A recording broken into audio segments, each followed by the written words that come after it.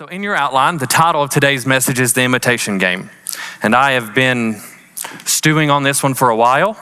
I'm excited about it. I think it's something new. So let's get into it. So by nature, we are creatures of imitation.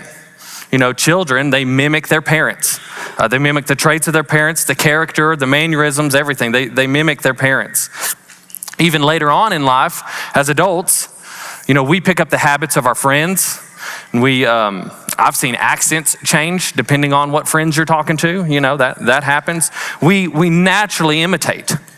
You know, even if we don't realize it or intend on it, we imitate. It's funny because my kids are they're wild right now. They run around the house, they scream.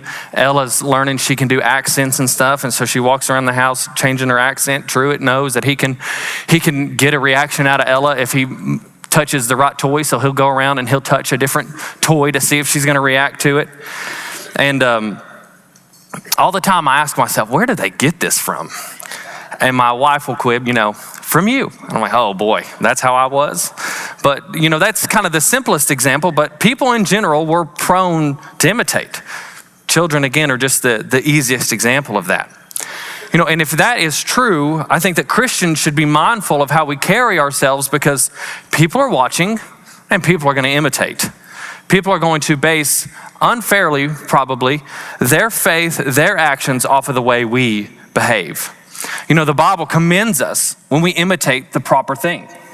So when we go and we imitate properly, the Bible says, hey, good job. 1 Thessalonians 1, 6-7, it says, you also became imitators of us and of the Lord, having received the word in much tribulation with the joy of the Holy Spirit, so that you became an example of all. These people are being commended for being a good example, for imitating God. You know, again, we should be mindful of how we act because other people are going to imitate us. You know, selfish and immature people say, others are just going to have to deal with who I am and how I act. That's what a selfish person says. You know, why should I care what other people think about me? And I chose my words carefully here, but Christians who are selfish, like Jesus was selfless, they avoid eating meat if it means that another person might stumble by their example. Okay, that's what Paul was writing about to the Corinthians. So if a weak non-believer has a problem with it, I won't do it because I'm going to care for them. I'm going to imitate Jesus and be mature and be like my Savior. You know, Jesus is watchful over new Christians in the same way as parents, we should be watchful and protective over our children. And that brings us to our main passage here. Ephesians 5:1 says, therefore be imitators of God as beloved children. So in the same way your children are going to imitate you as parents, in the same way we are going to imitate our friends, we should be imitating God. We should be imitating God. So again, just like a child mimics their parents, mimic God. It's natural. And we'll talk about this in a little bit. It is natural for children to imitate their parents. And focus in on the word natural. It's just the way it should be. It's easy for them. That's just a natural flow of progression there. A child will mimic their parents, even if you don't want to. You know, I work in the youth group. I work in the student department. And sometimes it is scary how similar some of your children are to the parents. I don't always mean that in a bad way. I just mean sometimes it's like, what in the world? You are your dad made over. You are your mother made over. This is insane. Like I forget what they're saying to me because I'm so lost in how similar they are. You know, and what you learn by that, what you learn when you see a kid mimicking their parents is, wow, this kid has spent a ton of time with their parents.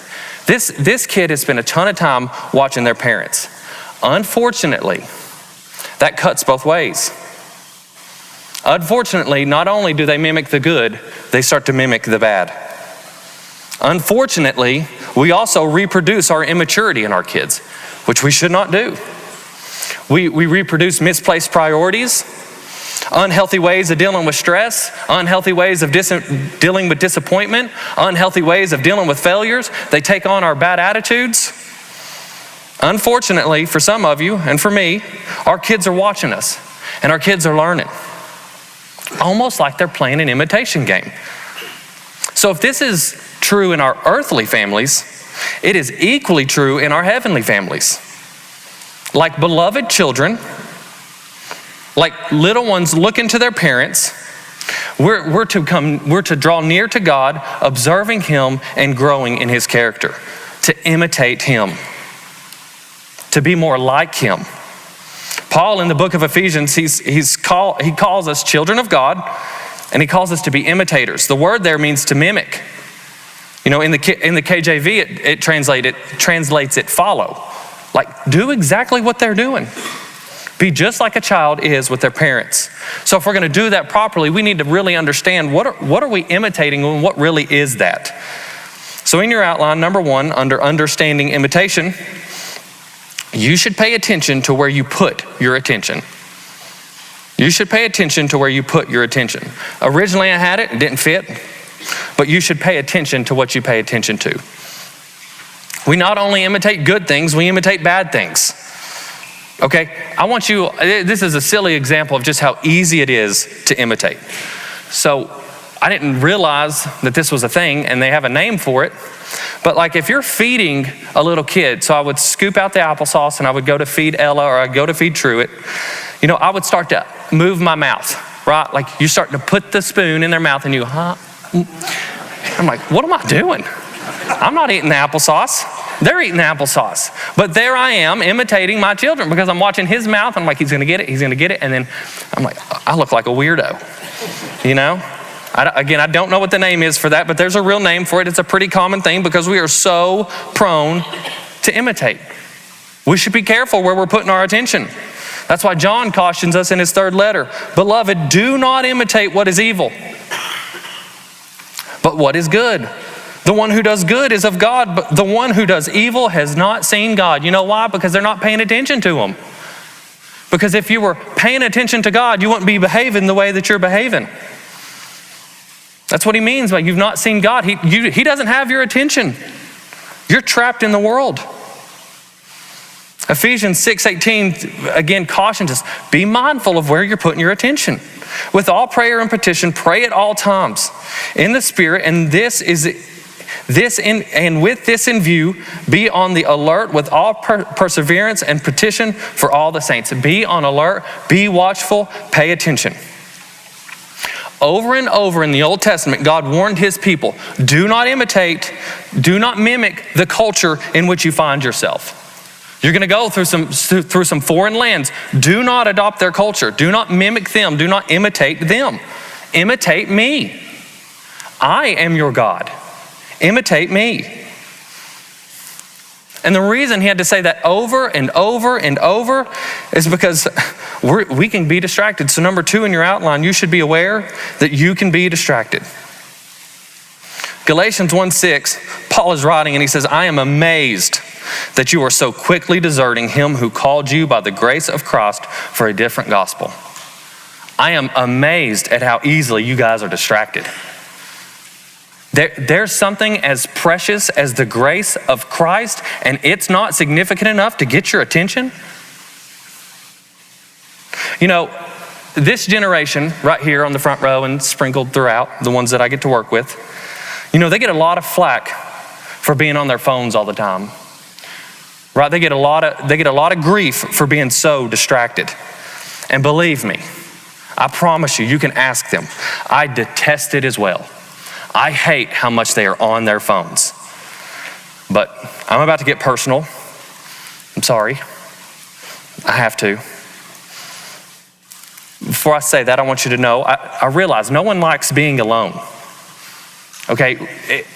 Truly, it's one of the worst forms of punishment, putting somebody in solitary confinement. It's one of the worst forms of torture, is making somebody alone. You may like being alone for a little while, like I do. I'm a very independent person. I like to be alone. I like to be studying. I like to just kind of be by myself for a minute. But that's because I have a zoo at my house waiting for me, and so sometimes it's nice to just, take a break. But I know I'm not really alone. I know I have somewhere to go. I know I have someone to be with. So I like a little solitude for a minute. But when I feel alone, I don't like that at all. You know, and I personally, you all, I guarantee you, we distract ourselves. We distract ourselves from feeling alone. And there is no better distraction than our devices. There's no better distraction than our devices. So again, we wear these kids out for always being on their phone, but tell me this, where do you think they learned that from? Where do you think they picked up this addiction? You know, I'm good. I promise you I'm good. But I think about how lucky I am. How lucky I am that I came around a little bit after the apps were available. My mom didn't let me buy a phone until I was able to buy a phone. So, you know, the first one was a flip phone, wasn't really cool. You know, so I missed the apps. I missed the social media. It doesn't do anything for me. But you know, I still look for distractions. I still look for companionship on this thing. You know why? Because YouTube is who taught me how to tie a tie. It's not, I mean, it's funny, but it's not. Why wasn't there anyone there to help teach me to tie a tie? You know, I know how to change a light fixture because YouTube. I know how to shoot a basketball because YouTube. We as a society are failing our children because we're inundated with our phones. We're distracted, or we're distracting them so they leave us alone. We're handing them over to things that they can't handle. We should be ashamed of ourselves. So yeah, they shouldn't be on their phones. But who was supposed to be teaching them they weren't? You know, this is an extreme example, but the point remains. I'll sit in church sometimes and I'll have kids sit beside me playing a bubble pop game. And it's not because they're a terrible person. It's because they're so addicted that they don't even realize the youth pastor's sitting next to them. That they've got to be sitting there popping some bubbles or whatever they play. Clash of Clans, I don't know. I'm not on mine. You know what they do? They imitate way more of the apps they see on their phones than their parents because their phones have their attention. And I am sorry for getting so personal. But it's easy to sit back and talk about how bad they've become, how addicted they've become. But it is really uncomfortable to think that I've probably contributed to it. I've probably contributed to their addiction. And I'm saying that not like I have contributed to it, but as a parent to think, wow, all they've been doing is imitating me. So now that everyone hates me, let's read the Bible. Matthew 26, 40 through 41. It says, and he came to his disciples and he found them sleeping. And he said to Peter, so you men could not keep watch with me for 1 hour. You got distracted that easy? You got tired that easy? You men, I love that he uses the word men. Like you child, you couldn't give me 1 hour? Verse 41 says, keep watching and praying that you may not enter into temptation. The spirit is willing, but the flesh is weak. Isaiah 53:6 kind of characterizes us in a very demeaning way, okay? All of us, like sheep, have gone astray. Each of us has turned to his own way, but the Lord has caused the iniquity of us to fall on him. Even though we get distracted, even though we've turned away, he died for us still, and there's hope for us out of this. Not only can we be distracted, we can deceive ourselves. And I hope with some of the stuff I just said, we've realized we've been deceiving ourselves. Number 3 in your outline, you should be aware that you can be deceived. Ephesians 5:6 says, let no one deceive you with empty words. For because of these things, the wrath of God comes upon the sons of disobedience. Don't deceive yourself. But why? Because you can be deceived. You can think that you're good. You can think that you're imitating Jesus, but the culture just keeps inching closer and closer to you. The enemy, the prince of this present age, you know, he distorts the good things. He distorts those things to entice you, the good things that God created. He tries to trick you into pursuing those. Like, hey, this is good. This feels good. Pursue it. And then the rat race begins. the countless hours of work, the flippant spending of money, the lust for possessions and property and status. You start imitating the culture, and you're like, well, a Christian can have this stuff. Okay, keep deceiving yourself. A Christian can have money and all that. Yeah, absolutely, a Christian can have money. But money can't have a Christian. You've got to fight that. You've got to realize, you've got to have the discernment, the wisdom to know, I am being deceived. I am chasing the culture, not Christ. Colossians 2:8 is another warning. See to it that no one takes you captive through philosophy and empty deception according to the traditions of men, according to the elementary principles of the world, rather than according to Christ. I read this and I try not to just understand it like intellectually, like I understand what it's saying, but I try to see the deceptions in the tangible things. And so when I read Colossians 2:8, I imagine, if somebody dropped out of space and observed us, which is ironic because of what I'm doing, but they would have a ton of questions about the glowing squares that everyone's glued to, right? They'd be like, what is this box that everyone worships? We give the Israelites a ton of grief because they worshiped a golden calf.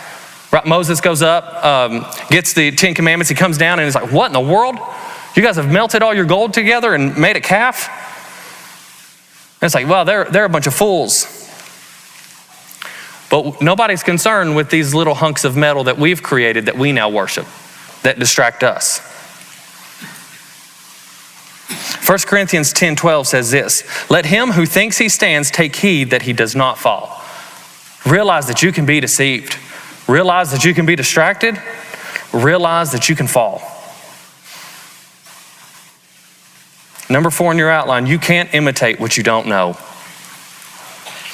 Hebrews 12:2-3 kind of paints the picture here of what's supposed to be happening in our Christian walks. It says, fixing our eyes on Jesus, the author and perfecter of faith, who for the joy set before him endured the cross, despising the shame, and is sat down at the right hand of the throne of God. For consider him who endured such hostility by sinners against himself, so that you will not grow weary and lose heart. Hebrews 12 is reminding us, pay attention to Jesus. Walk with blinders on. See him. Be solely focused on doing his will and walking in the manner he desires. He is the mark. He is the mark.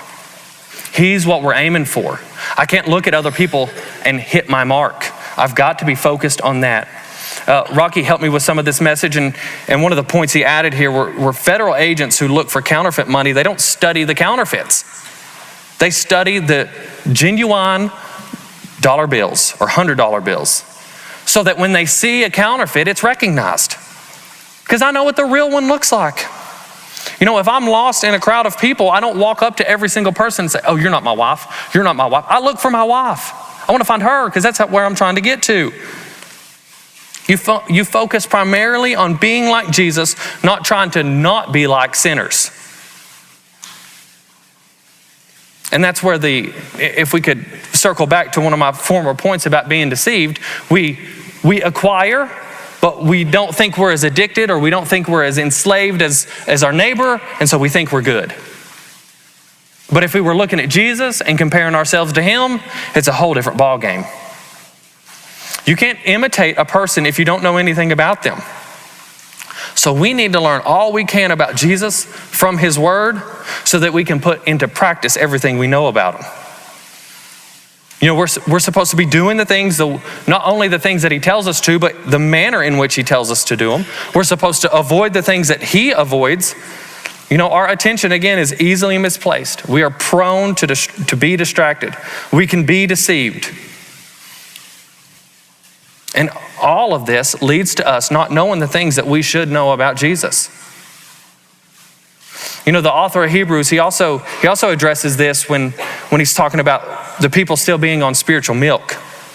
They should be consuming spiritual meat. They should be leaders. They should be teachers at this point. And in Hebrews 5:14, that's where he says that.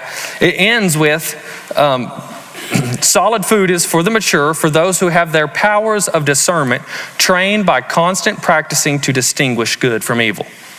Constant practice to distinguish good from evil. They know what is good, they know what is evil because they are constantly studying what is good. They're constantly into the Word. Amen. That's my first one ever. Thank you for that. That's success. Okay. They know not only what is good, but they know who gives all good things. Number 5 in your outline, any good behavior is an imitation of God. James 1:17 says, every good thing given and every perfect gift is from above. The example of this is in the parable of the Good Samaritan. It's not about your status. It's not about your possessions. It's not about your race. It's not about your title. It's about your behavior and your character. The one who looked like Jesus in that story was the one who behaved like Jesus. The Good Samaritan acted more like God than the priest, the Levite. And that's why it's so important to focus on God rather than men. The Bible tells us that we as people judge the outward appearance, but God judges the heart. If man is our standard, we're definitely going to miss the real standard. We're definitely going to miss the real mark. Because if we're looking at men, guess what? We're going to be imitating what they imitate. But see, it's funny because we can imitate others as long as they're imitating Jesus. 1 Corinthians 11:1, Paul says, be imitators of me just as I also am of Christ. Follow me as I'm following Christ. So you can imitate people. I did have really good men and women in my life who were just a shining example of who Christ is. And it's ironic because one of them heard that I was preaching this morning and showed up. And because I was watching him, because I was paying attention to him, he got me through some really tough times unknowingly. I was like, I'm going to imitate that. He's walking with Jesus. I want the peace that he has. That's a really powerful reality that we experience if we're in community with really good people trying to pursue Jesus. So now let's look at the reality of imitating Jesus. The reality of imitating Jesus. First and foremost, we were made to become like Jesus. Again, I said it is natural for a child to mimic their parent. Well, here's the same thing. God created us. Genesis 1:26 says, let us make man in our image. He made us in his likeness. We are made to enjoy what our designer has programmed us to enjoy. We were made to, again, enjoy being like him. The enemy distorts pleasure with faux and empty enjoyment that leaves you dependent and wanting more. It enslaves you. We can't find satisfaction because we're trying to find it in all the wrong places. But true freedom comes from walking with God in the way that he's designed us. That's being a child. That's the natural way, is imitating our Father who is in heaven. The idea of imitating God explains all of the moral commands in the Bible. Tell the truth because he doesn't lie. Because if you tell the truth, you're being like God. He says, do not commit adultery because he is faithful. He follows through with his covenants and his commitments. So you find enjoyment through faithfulness. You find enjoyment in telling the truth. Sometimes it hurts really, really bad to tell the truth. But you're like, man, that was freedom. I'm glad that's gone. God also commands his children to honor your father and your mother. Why? Because Jesus was the perfect depiction of that. He personified that perfectly. He showed perfect and complete submission in this life. John 6:38 says, for I have come down from heaven, not to do my own will, but the will of him who sent me. I have submitted to him even to the point of a cross. That's how I'm going to honor my Father. Now, the unfortunate part, it's impossible to be Jesus. We can't, but it's the goal. You know, we're all broken. Quite frankly, we're all incapable of consistently doing that without his help. And that's the good news. The good news is he equips us to become more like Jesus. Number 2, we are equipped to become like Jesus. Psalms 119:10 says, with all my heart I have sought you. Do not let me wander from your commandments. So the psalmist is writing, I love that Rich sang that song. I am prone to wander. God, keep me. God, keep me. Because independent of you, I cannot be like you. 2 Corinthians 5:17-18 says, therefore, if anyone is in Christ, he is a new creature. The old things passed away. Behold, the new things have come. Now, all these things are from God who reconciled us to himself through Christ and gave us to the ministry of reconciliation. Like, you don't have this ability without Christ doing a work in you first. The old has passed away and the new has come. And only through Christ will I find the ability to be like him. That's why when he equips us, it's natural to be like him. And that's why Matthew 11:28-29, where it says, come to me all who are weary and heavy laden, and I will give you rest. Take my yoke upon you and learn from me. For I am gentle and humble in heart, and you will find rest for your souls.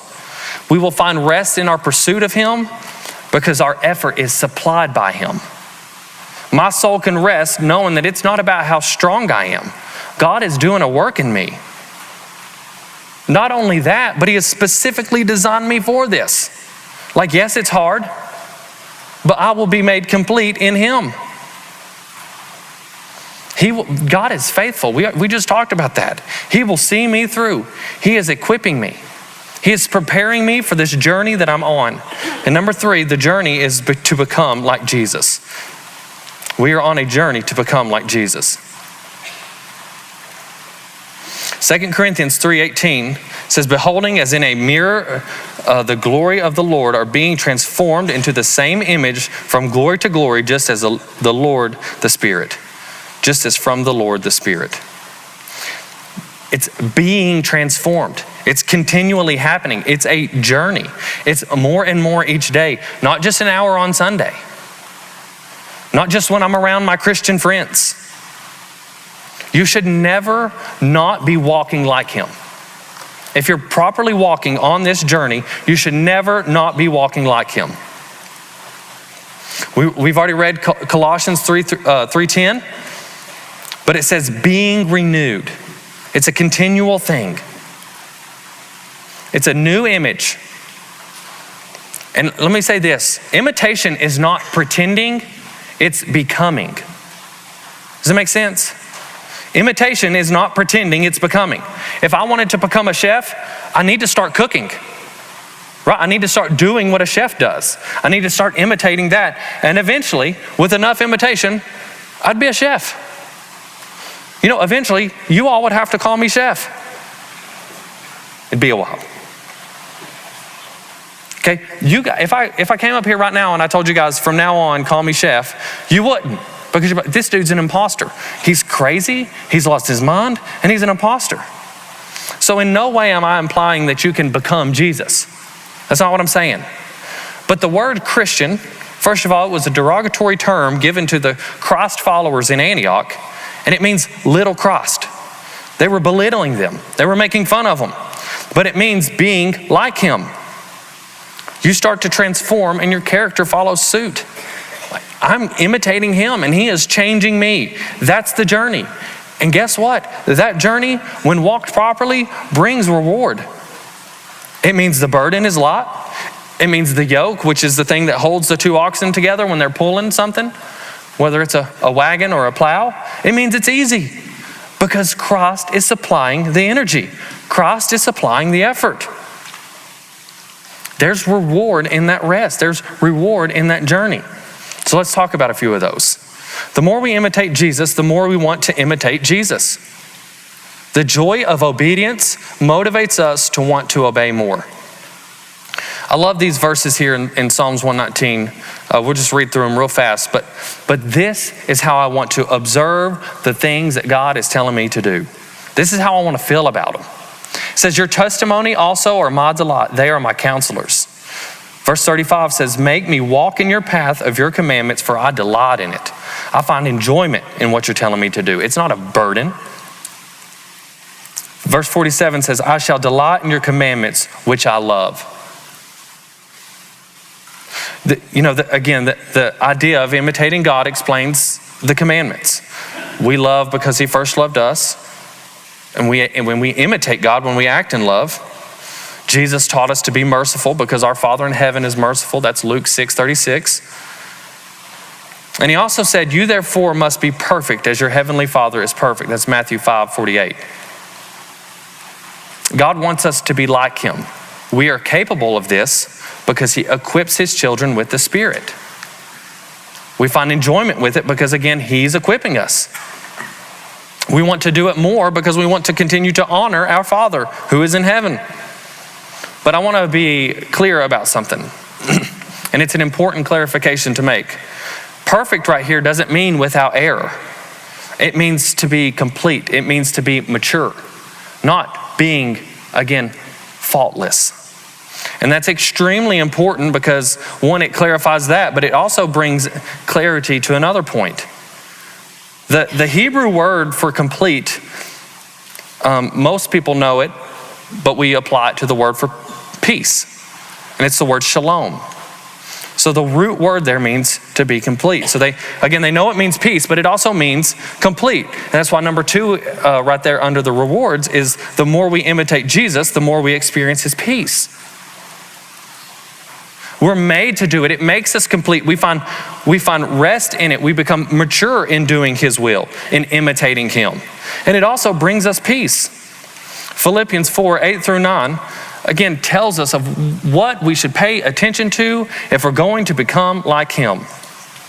Finally, brethren, whatever is true, whatever is honorable, whatever is right, whatever is pure, whatever is lovely, whatever is of good repute, if there is any excellence and if anything worthy of praise, dwell on these things. These things you have learned and received and heard and seen in me. Practice these things, and the God of peace will be with you. The more we imitate Jesus, the more we experience his peace.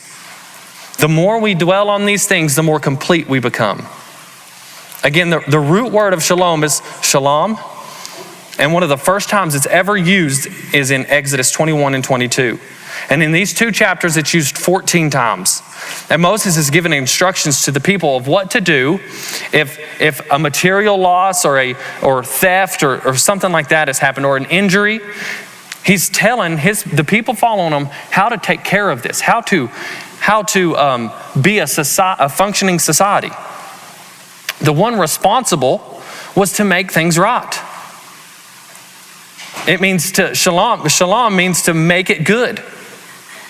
It means full restitution, restore.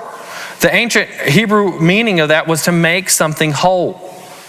Not just regarding like practical restoration of something that was lost or stolen, but in the overall sense. Like make things right with the relationship. When you're becoming like Jesus, you're being made complete.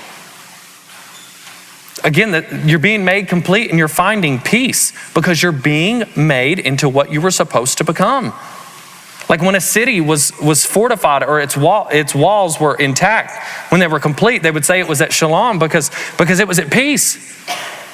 It was exactly what it needed to be. It was complete. Just like what happens to us when we imitate Christ.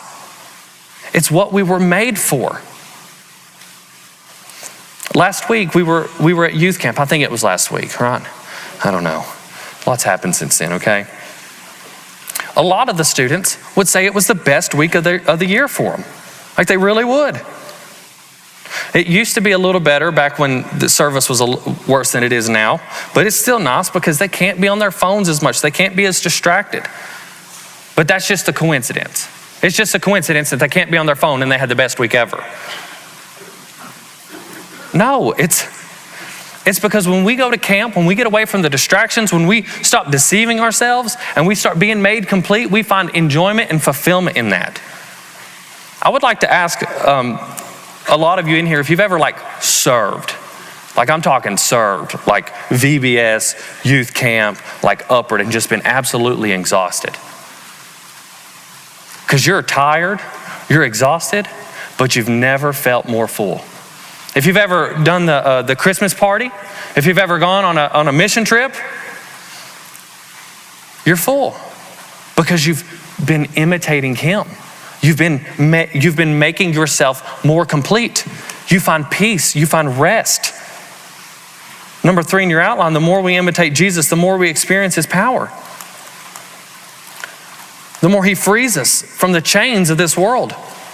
That's power. Colossians 1:10, that you will walk in a manner worthy of the Lord to please him in all respects, bearing fruit in every good work and increasing in the knowledge of God, strengthened with all power according to his glorious might. The more you act like him, the more you are strengthened, the more you experience his power. You can write these verses down. Joshua 1:8. It says, this book of the law shall not depart from your mouth, but you shall meditate on it day and night, so that you may be careful to do according to all that is written in it. For then you will make your way prosperous and you will have success.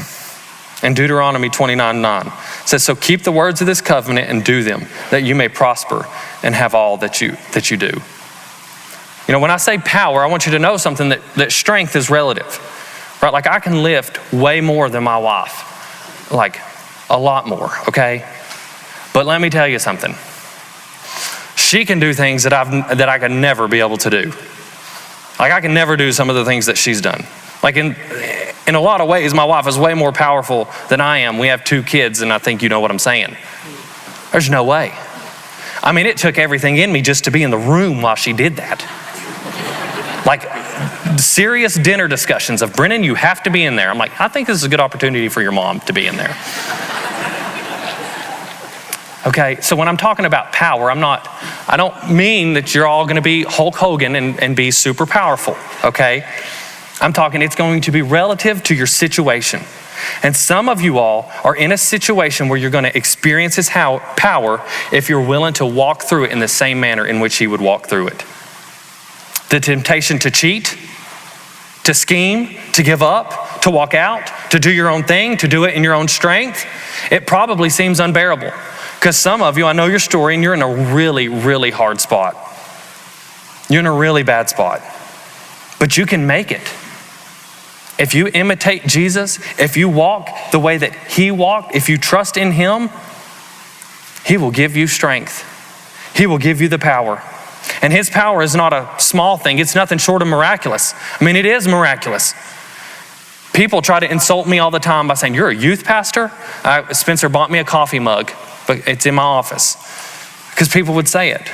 Because they remember the immature, the insecure, the crazy, the young, an angry kid I used to be. Like, you're a youth pastor? Yeah, I am. Because God is faithful. And the work of the Spirit is nothing short of life-changing. The more I change, the more I see his power in my life. The more I enjoy dying to myself every single day, because he has never failed me and he's never going to. When I am obedient, he is faithful. I don't say that like whatever I'm telling you to walk through like Jesus is easy. I'm telling you that because you will find strength in him. You will find rest in him. You will find peace in him. And what's crazy is as you keep walking on this journey, just as soon as you think you're good, a little more of you is whittled away. And I just keep finding more and more strength in my weakness. And I love it. I love it. It is a blessing to me to see Jesus change my life, because he has. Numerous stories of kids going to the same high school I went to and coming up to me and be like, yeah, they said that God really is doing a miracle if you're the youth pastor. I am. You're trying to insult me, but all I do is see you glorifying God. How powerful is he? The more we imitate Jesus, the more we experience his blessings. John 13:17 says, if you know these things, you are blessed if you do them. I think that's just a fitting verse to close with this morning. You know, you can't imitate what you don't know. But you have a choice to imitate Jesus if you know him. And if you do, you are blessed. So John 13:17 says, if you know these things, if you know them, you can imitate them, and you're going to be blessed if you do them. God doesn't give us chores to burden us. He gave us blessings. He gave us his word. He gave us the law so that if we do them, we become more like him and it blesses us. That's what Rocky's been trying to hammer home lately with us. When you do what God wants you to do, you win. You win. God created us in such a way that we would want to imitate his character because we're going to find enjoyment in it. We're going to delight in seeing the reflections of his character in our own actions and in the actions of others. I love when my daughter acts like Jesus. I love it. That's how we pay her. We do. It's a real thing. Last Sunday, she's got her problems, okay? We're trying. Last Sunday, she was sitting in large group over there with Miss Megan in the children's church. And she went and sat with somebody because she didn't want one of her friends sitting alone. So guess what? She got whatever she wanted that night because she acted like Jesus. It makes me so happy. I delight in that because I delight when I do it. God delights when he sees us being faithful in our marriages, keeping our word, keeping our commitments, because that's who he is. It's refreshing to see a glimpse of his character in other people. You know, that's why 1 Corinthians 10:31 tells us that whether you eat or drink or whatever you do, do all for the glory of God. Because people are going to see it and people are going to be imitating it. But let me tell you something. As if I've not already told you enough. Okay, I promise I'm wrapping up. It's titled Imitation Game, but it is not a game. It is not a game. God says, this is one of my favorite passages in the entire Bible. Leviticus 20:26 says, "Thus you are to be holy to me, for I the Lord am holy, and have set you apart from the peoples to be mine." To be mine, to act like I act, to have my character. That's not a game. Because Exodus 25 says, "You shall not worship them or serve them, for I, the Lord your God, am a jealous God." And that verse finishes really scary. And it says, "Visiting the iniquities of the fathers on the children, on the third and the fourth generations of those who hate me." Of those who choose to imitate the culture, who choose to imitate the world as opposed to me. God is not jealous because he is needy. God is not jealous because he is insecure. God is jealous because he made you to know him and he wants what's best for you. Because outside of him, outside of imitating him, outside of being like him, you are never going to find life. You think it's a game. You think you can part-time imitate him, but one day, you will become the very thing you're trying to imitate. I pray that this morning after this message, it's Jesus. Because one day, you're going to become the very thing that you're trying to imitate.